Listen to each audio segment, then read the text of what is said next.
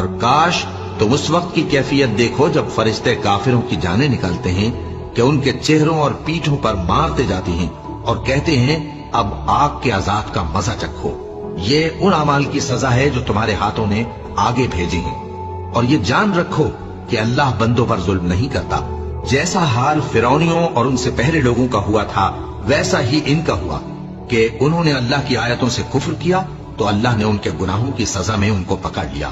بے شک اللہ زبردست ہے، سخت عذاب دینے والا ہے۔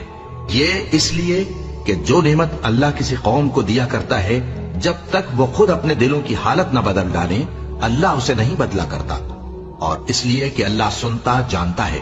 جیسا حال فرعونیوں اور ان سے پہلے لوگوں کا ہوا تھا ویسا ہی ان کا ہوا۔ انہوں نے اپنے پروردگار کی آیتوں کو جھٹلایا تو ہم نے ان کو ان کے گناہوں کے سبب ہلاک کر ڈالا اور فرعونیوں کو ڈبو دیا۔